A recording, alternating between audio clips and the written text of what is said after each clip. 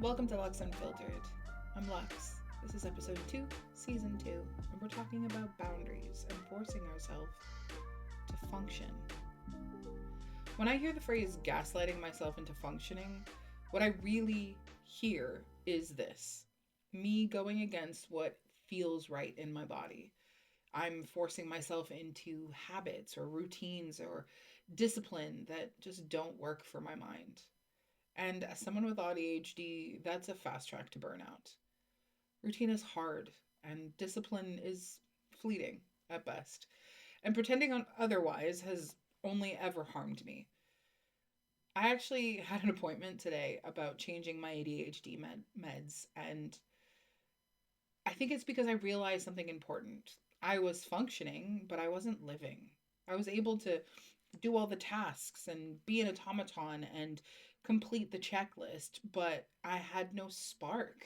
I had nothing that felt fulfilling. I was doing rather than feeling aligned and feeling me.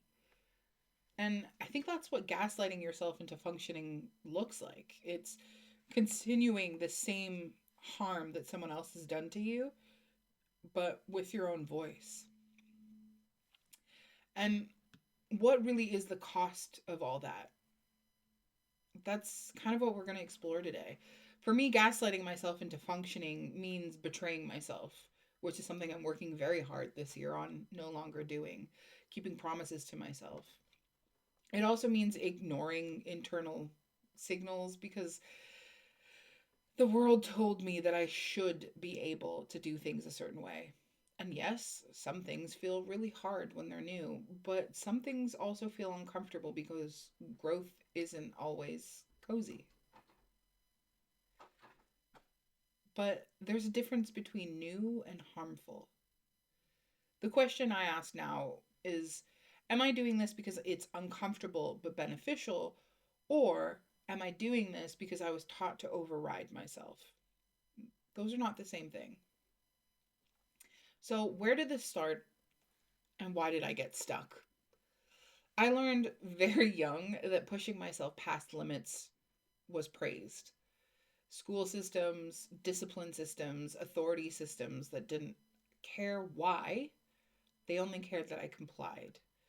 But I was a why asker. I asked why at everything, basically. Asking why, though, was treated like I was disobedient or being pedantic or insulting the person's intelligence because I was questioning them. But I just needed to understand why, you know? I learned that asking questions equals problems. And I also learned that compliance equals safety, which isn't true because it didn't feel safe in my body, but it was safe inside the system. And it's quite a common ADHD experience. We're bottom up learners. We need context, we need understanding. We're going to need multiple examples to understand one thing, as opposed to holistic thinkers who you tell them one thing and they can guess the rest and they can guess the other situations in which XYZ might happen. So, what I learned is that I needed to push or to shrink or to comply, God forbid.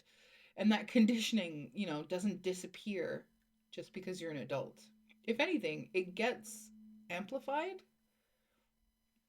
So, let's talk about what gaslighting is properly, shall we? Gaslighting isn't a disagreement and it isn't just discomfort. It isn't someone seeing things differently to you. Gaslighting is a distortion of your reality. It's being told that what you see, feel, and know is wrong. And I think that's why the word is being so flattened online to mean anything you don't like. And that matters because when language loses its precision, survivors lose clarity. And here's the nuance that I care about. There's a difference between denying yourself the reality and denying a lie that was imposed on you, right? So if you were told you're ugly, you're useless, you'll amount to nothing, contradicting that then isn't delusion, it's repair. So I often say that you can gaslight yourself into reclaiming your reality, right? You're not creating a false world, you are correcting the distorted one. And I think that's what's important is a lot of people will hear that and think that I'm just denying reality, which isn't true. I think I inherited a lot of my messages that weren't necessarily true because I was taught to be smaller. I was taught to be seen and not heard. I was taught to be quiet. I was taught to stop reacting or stop reacting as much. And all of those messages, they still show up in my head. They still show up when someone is cruel and I freeze. They show up when I minimize my reaction and tell myself that I'm overreacting. But what even is overreacting, right? The responsibility seems to come after the reaction. Do I self soothe? Do I self destruct? That's the question, and that's the distinction. So, how do you interrupt that voice inside your head? Oftentimes, I do something as simple as just booing myself. And it sounds really stupid, right? But when you start going, oh, I'm such an idiot, or oh, I'm so dumb, or oh, I'm this, just stop yourself and go, boo. Boo you, whore. Boo. Because that's not your thought, right? You have to stop and ask yourself, whose voice is this? Who am I thinking about? Is this actually what I believe? Because when that voice says you're doing too much, you're overreacting, you shouldn't feel this way, who is that? Boo her, boo them, boo him. Like out loud, do it out loud. It sounds silly, but it is so beneficial, right? Because that voice isn't you and it's not me. It's an old authority. It's your dad. It's your teacher. It's your first bully. It's someone who doesn't even get access to your inner world anymore. But the reaction, my reaction, is my problem, right? It's I'm the one who lives with that reaction. So what do I do with it? And where is that responsibility? Because I think it's important to realize that sometimes we react in a way that is self-sacrificial or self-destructive, and we need to avoid that. We need to move past erasing ourselves and really start to question, why am I reacting like this? Who has taught me this? Where is this coming from? Because you can function through anything, right? But that doesn't mean you should. Functioning without the joy leads to your dissociation, which is one of the biggest problems I currently have because I'm living up here constantly and I need to live in my body. I need to be able to access what I'm feeling and where these emotions are stored and what they relate to. And I find that just because you can function through anything doesn't mean that you should. And and fear-based productivity often disconnects you from your body. So I'm actively relearning how to feel again, which sounds silly that at 34 I have to learn to feel, but it's about naming emotions and using an emotion wheel and getting specific. And I have a mouse pad that is an emotion wheel, and it allows me to kind of go from these big overarching emotions of just bad or fearful or angry or sad or happy, and it allows me to kind of explore and expand and get specific. And anyone who knows me knows that I love words and I love specificity because they can bring you how you're actually feeling, so if you name the emotion and you use your emotion wheel and you can get specific, you can just go from I'm angry to actually, am I disappointed? Am I hurt? Am I grieving? Am I disgusted? Naming all of those feelings is very grounding and it brings you back into your body and into a place that is safe, especially when you've been told your whole life that it's not safe. So here's the important part: gaslighting yourself into success can help when the gaslighting you experienced was a lie. When you're interrupting your internalized abuse, when you're questioning the voice that was never yours. The check I use is pretty simple. Is this the thought that is aligned with who I am now? Does this serve me? Does this does this happen to be where I'm going? Does this serve where I want to be? Or was this something I was trained to think? Was this something I was trained to believe? If I can identify that source, then I can regain that choice. I can decide to listen to that voice or listen to mine. And I think that's where the success comes from the discernment, not force. 5 years ago, functioning meant surviving the day, right? Now it means working with my energy. It means advocating for accommodations in work. It means redefining success as safety and not putting my success benchmarks at the same place as everybody else. And thriving doesn't look loud for me, and it looks quite calm and regulated and quietly joyful. I stopped benchmarking myself against everybody else because I'm not them. I don't have their body, I don't have their brain, and I don't have their privilege. And I think it's that comparison is robbing me of my joy and robbing me of what I'm actually doing and winning and succeeding at, because the question really is, am I better than who I was yesterday? If yes, then I'm winning. Am I calmer? Do I feel safer? Do I feel valued? Do I feel respected and listened to? Yes? Keep going. You're doing the right thing.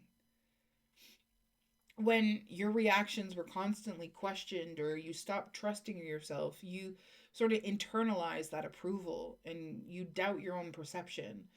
But when you rebuild that trust with yourself, you have to slow down and ask yourself, what are you feeling? Is that a fact? Or is this just a temporary emotion? Because that's the thing, right? Facts are not feelings. And if you can identify what is factual, then you'll be far safer within your body. And sometimes that answer is, I don't know yet, but that's okay. Especially for people with delayed processing, it's okay that you don't know how you feel right now. And it's okay that in 3 weeks, 6 months, 2 years, you go, oh shit, that interaction wasn't okay. And it's okay to advocate for yourself in that time. It's okay to be like, hey, I don't know how I'm feeling right now, so I need time. And saying that is advocating for yourself and is making yourself more safe. And I think that's really important, especially if you're going to be setting down precedent for yourself, to feel safe. Because at the end of the day, you have to be the person that negotiates all your boundaries. And I think if you force yourself into doing these things and to trying to process and just going along with things that you haven't processed, and you're then going 6 months later to sit down and go, oh shit, that conversation I had with so and so 6 months ago, they really weren't they really weren't okay. And then you realize, oh well, that's why we haven't been like speaking for 6 months, or that's why we haven't this. And it just, it takes a lot out of you to know what you're feeling. And I think you need to be kind to yourself and allow yourself to not know right away. And I think now my non negotiables are definitely that I will never force myself to process something on someone else's timeline ever again. I'm not going to perform some sort of emotional clarity to make other people comfortable. Safety over impressiveness, always. Alignment over urgency. I know that I'm worthy of that time. I know that I'm worthy of the space, and I don't need to prove it by burning myself out. So, one of the things that I'll leave you with is figure out what shuts you down and whose voice that is, and what your intuition actually sounds like. Name the voice if you need to. For example, mine's called Patricia. She's rude. She's a bit of a bitch, and she gets booed so often. We don't like Patricia. So figure out who your Patricia is, and allowing yourself to separate that voice from your voice will help your voice get stronger, get louder, get more in tune, because you're not broken. You were just buried and trained by someone that you're not. And you're allowed to unlearn that gently, safely, and on your own timeline. Okay, I'll leave you with that. I hope you have a lovely rest of your Thursday, or whenever you listen to this. I shall speak to you soon. Love you. Bye.